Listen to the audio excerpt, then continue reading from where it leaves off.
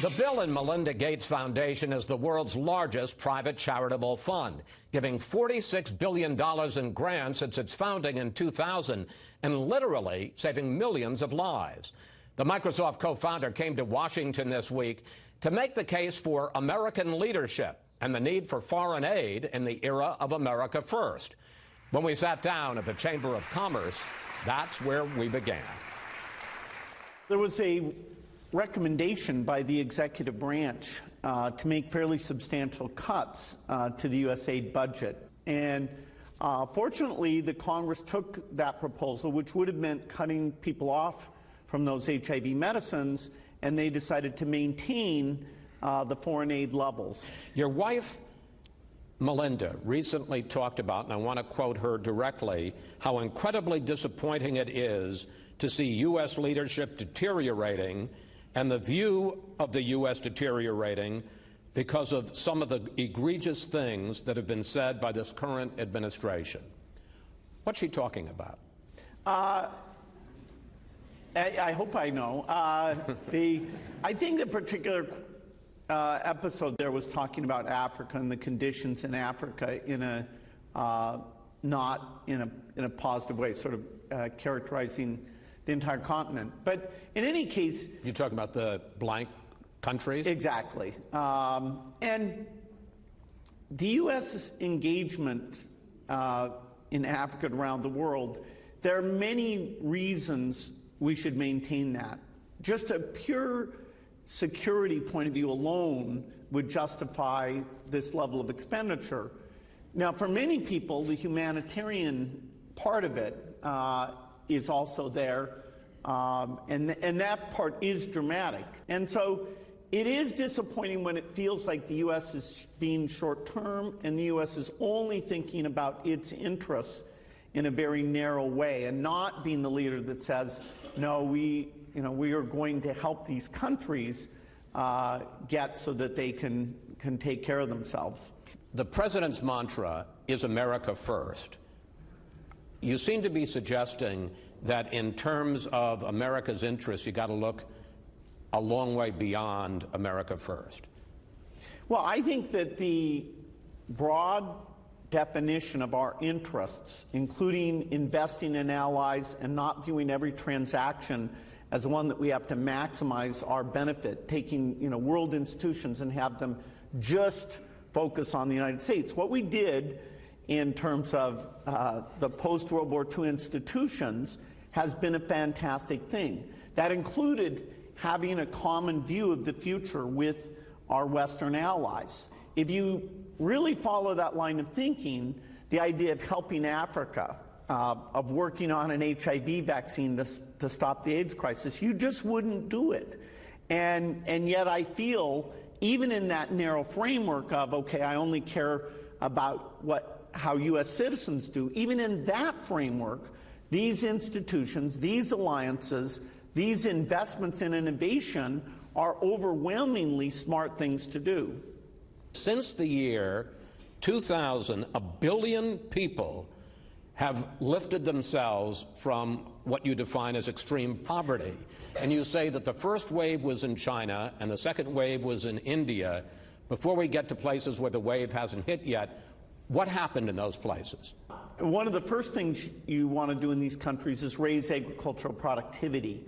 All of the Asian miracles, even going back to Taiwan and Japan, South Korea, involved more than tripling agricultural output per person so you could free up that labor and move it into the cities. And if you had the right infrastructure, educational investment, then you've got a manufacturing sector of the economy, and slowly but surely you'd get a very large middle class. You talk about the successes, the waves in China and in India, and then there's Africa. You say that by 2050, 86% of the extremely poor people in the world will live in Africa, and in fact, 40% will live in just two countries, the Democratic Republic of Congo and Nigeria. What's holding them back? They're starting at very low levels of infrastructure, very low levels of poverty, and one of the things that drives those numbers you mentioned is the very high population growth. So they account for double the portions of births you'd expect. By the end of the century, the majority of births in the world will take place in Africa. Africa has to demand our attention. That's where extreme poverty is still tough. That's where stability is difficult to achieve. And, we've got to go after things like these neglected diseases, malaria. We've got to help them with infrastructure. It's really, in terms of our humanity of helping the poorest, Africa is where we'll be most tested. How do you even begin to address these concentrations of misery? Well, one of the great achievements in development history was what was called the Green Revolution, where new varieties of the cereal crops, corn, which everyone else calls maize, rice and wheat, in a period where people thought India would experience mass starvation because the agricultural output went up. They were actually able to improve the nutrition even when their population was growing. We need to do that same thing for Africa. It seems that climate change could be the accelerant to all of the bad things in terms of agricultural productivity, global health, instability, extreme poverty. Talk about that. Yeah, for a country like the U.S. that's northern, climate change will change things. We'll have more hot days, more forest fires, but it's not a threat to our survival. In Africa, where you are completely dependent on the rain coming, whereas there have been in the past about 1 out of 12 years you'll have a failed harvest. The prediction is that will be closer to 1 out of 4 years because of the higher temperature. And unfortunately with climate change, you not only is it hotter, but the rain comes all at once or it doesn't come for long periods of time. So if you want to say, where are you going to get millions of deaths because of climate change between now and the end of the century, you don't look to the United States. Yes, you'll have some forest fires and there will be some deaths, but the significant numbers are in these very, very poor countries because of the subsistence farming. What do you say to those who say it's not climate change, it's weather, and that the human component is questionable? That's impressive, if somebody can say that out loud. Have you been to Washington? The amount of CO2 in the atmosphere is a super measurable thing. It's important not to overclaim what we know because that undermines the whole discussion, but the general warming and the mechanism of that warming that has to do with CO2 and methane emissions, that's really not at question. I want to talk to you about toilets. Since 2011, the Gates Foundation has launched the Reinvent the Toilet Challenge. Explain, one, why that's so important, and two, again, dealing with the specifics, what have been some of your successes and failures along the way? In many of these poor countries, the capital cost of building that sewer, it's just never going to happen. And so the solution would be to, instead of using that sewer, to have something in the toilet itself, which is essentially the processing facility. We had 10 different universities whose designs we funded, so we put in several $100 million. And now we've gotten it to the point where we have a lot of commercial companies to say, okay, that approach looks promising. Now, the price of this toilet that does the processing is still 10 times more expensive. It's about $10,000 per toilet right now. To get it into these tough parts, the slums of these African cities, we need it to be more like $1,000. I want to ask you about your old job. There's something of a backlash here in Washington against big tech. The growing feeling in Washington is that big tech does not do enough to protect users' privacy and that it shows political bias. Do you see merit in either of those arguments? I went through an episode in the late 90s where Microsoft was subject to government investigation.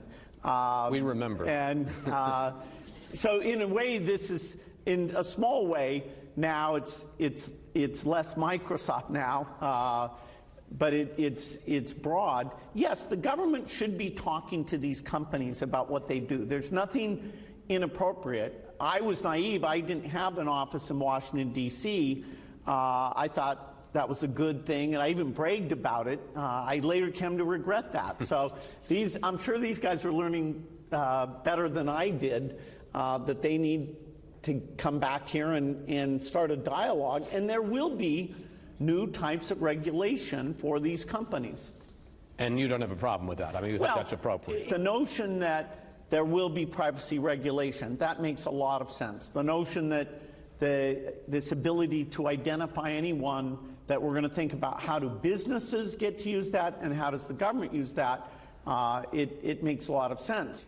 Apple, Amazon, and Microsoft are right now jockeying for which is going to be the most highly valued company in the world in terms of market capitalization. At the close of the market on Friday, Microsoft was #1 at over $800 billion.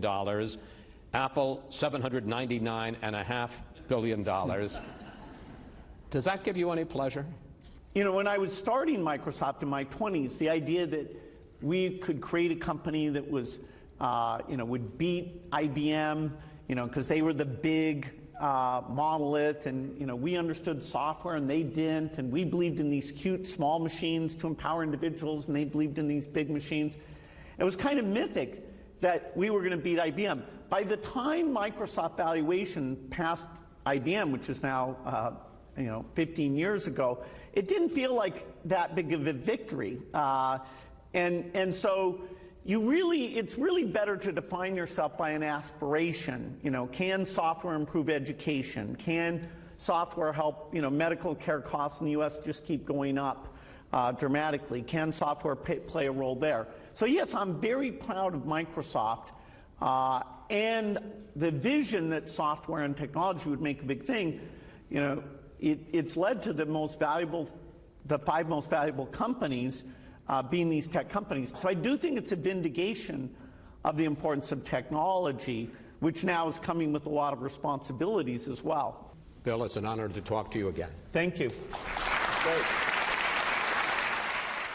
And if you want to learn more about the remarkable work Bill and Melinda Gates are doing, you can find their link at foxnewssunday.com.